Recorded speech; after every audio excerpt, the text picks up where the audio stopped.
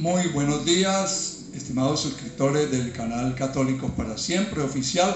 Tenemos de nuevo con nosotros al Padre Ángelo Ortega González. Él hoy va a abordarnos algunos tópicos referentes al tema de la Santísima Virgen María, Madre del Verbo Encarnado. En primer lugar, queremos que él nos pudiera hablar respecto a cómo se fue elaborando el estudio sobre la Virgen María, lo que llamamos la Mariología como tratado teológico. Buenos días, Padre. Buenos días, Miguel. Sí, a ver, el tema acerca del estudio, reflexión de la Santísima Virgen María ha tenido obviamente una evolución teológica. Lo primero que hay que decir es que siempre se ha estudiado a la persona de la Santísima Virgen María en relación principalmente, esencialmente, con su Hijo Jesucristo. Ya lo tratamos en la reflexión anterior, como María tiene una participación muy especial en la obra redentora de su Hijo. Por ejemplo, pensemos en los primeros dogmas, como fue la maternidad divina en el concilio de Éfeso, o la virginidad perpetua en el concilio de Letrán. Estos dogmas tuvieron como fin principalmente también afirmar verdades de Cristo, no solo de la Santísima Virgen María, sino ante todo de Cristo. La maternidad divina y la virginidad perpetua tenían como propósito pues confirmar la fe en Jesucristo como verdadero Dios y también como verdadero hombre. Esto se le conoce en la teología mariana, en la Mariología, como esa interpretación cristotípica, así se le llama, cristotípica, en el sentido de que cómo se estudia a la Virgen María en relación a su Hijo Jesucristo. Y en la Edad Media también siguió esa línea cristotípica. Podemos citar, por ejemplo, al teólogo Pedro Lombardo, a San Alberto Magno, a Santo Tomás de Aquino y al famoso doctor Marianus, que es el famoso beato Quandam Scoto, que defendió en su tiempo el dogma de la Inmaculada Concepción. Entonces siempre se ha visto en los primeros siglos y en la Edad Media, sobre todo, esa relación de la Santísima Virgen María con su Hijo Jesucristo. Esa ha sido, digamos, la reflexión acerca de María, una reflexión cristotípica. O sea que podemos decir, Padre, que todo lo que tiene que ver con los misterios de salvación de Jesús tienen que ver de una u de otra manera con la Santísima Virgen María.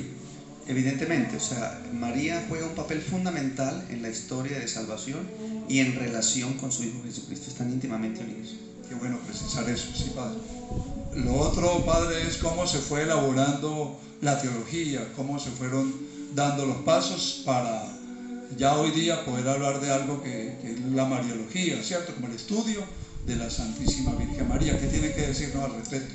Bien, habría que mirar lo siguiente, o sea, se puede estudiar un tratado teológico de María, como lo es la Mariología, pero en sí mismo, sin relación a otros tratados, como ya lo decía, sin relación a la cristología, sin relación a la eclesiología. O sea, es difícil de precisar, porque realmente el sentido o el papel o la figura de María está íntimamente, como ya lo decíamos, unido a su Hijo, en relación también con la Iglesia. Entonces difícilmente podríamos nosotros desligarlo, ¿no? Aún así, el término Mariología, más o menos en el siglo XIX aparece, y hasta el Concilio Vaticano II se trata de hacer un tratado sistemático aparte, ¿sí? Anteriormente siempre se trataba en relación a la cristología, pero se busca eso.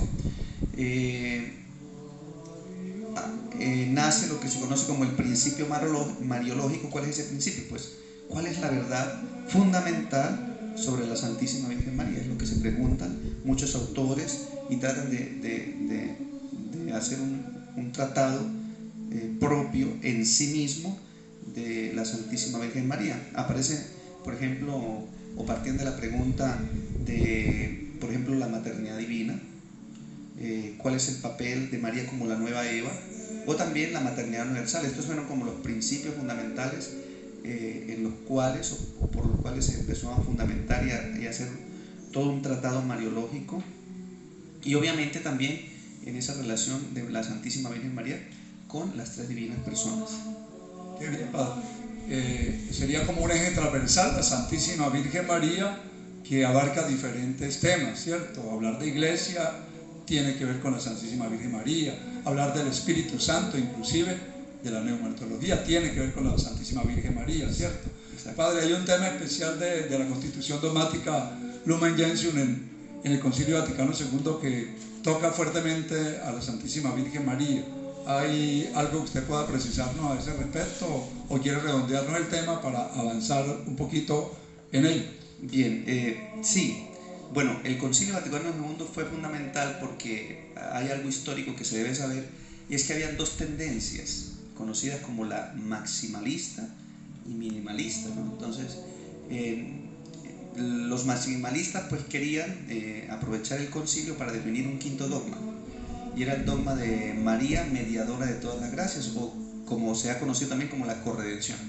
O sea, reconocer en María ese papel fundamental, pero resulta que el Concilio Vaticano II también buscaba nuevamente el florecer de la Iglesia, la unión con los protestantes. Entonces ese fue como el caballito de batalla que no permitió que al final se diera este dogma.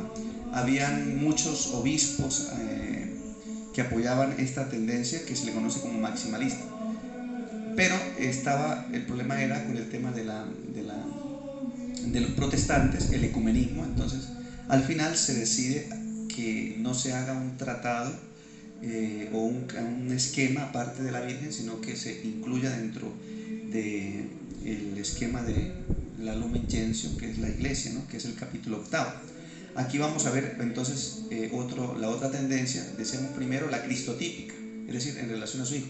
Aquí aparece otra, la eclesiotípica, es decir, en relación con la Iglesia. Es la que vamos a ver que sobresale en el Concilio Vaticano II. Aquí hay un problema de facto, y es que en la eclesiotípica se le da más énfasis a María como miembro de la Iglesia. Es un poquito una visión como más protestante, en el sentido de que no se mira a María en relación a su Hijo, sino en relación con la Iglesia. En la teología protestante pues sería que María es un miembro más, ¿no? Un miembro más de la Iglesia, sí, es un modelo de devoción, lo que sea, pero hasta ahí. Ese es el detalle que podríamos mirar y que aconteció. Bien, aquí se define un título de la Virgen. ¿Cuál es el título que define la Lumen Gentium? O se da en el Concilio Vaticano II. El título de María, Madre de la Iglesia. Ahí nace.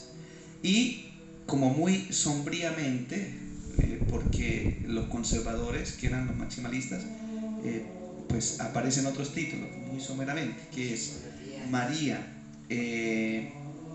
María abogada, María mediadora y María intercesora. Ahí queda como la semillita del dogma, ¿no? María mediadora, María abogada e intercesora. Muy bien, Pablo. Y lo otro, tendríamos que hablar también respecto a la Santísima Virgen María y su relación con el misterio de la Santísima Trinidad. ¿Nos puede precisar algunos tópicos referentes a eso? Bueno, ya para terminar, último tema de esta primera parte de la reflexión. Claro, mirar a la Virgen María en relación con la Santísima Trinidad es fundamental, porque, a ver, definámoslo con claridad. María sería, pues, hija de Dios Padre. Esa sería la relación. María es la hija de Dios Padre. María es la madre de Dios Hijo, del Verbo encarnado, y María es la esposa del Espíritu Santo.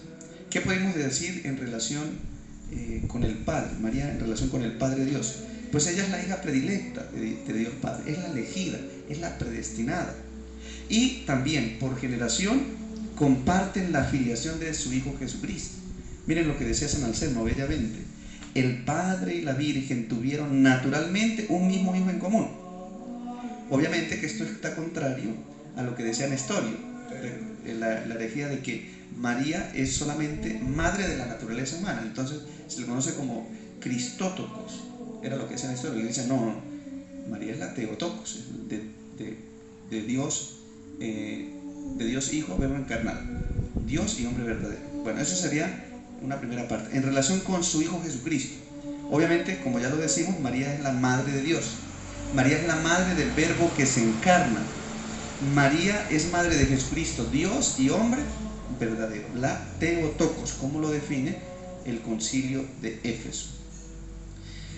Es decir, que en esa dualidad, ¿verdad?, humana y divina, subsisten en una misma persona de Jesucristo. Por tanto, no podemos separar, así como cuando una madre, cualquier madre engendra a su hijo, uno dice es hijo no solo de lo humano, sino también de lo espiritual. Pero ¿quién crea lo espiritual? ¿Quién crea el alma? Es Dios.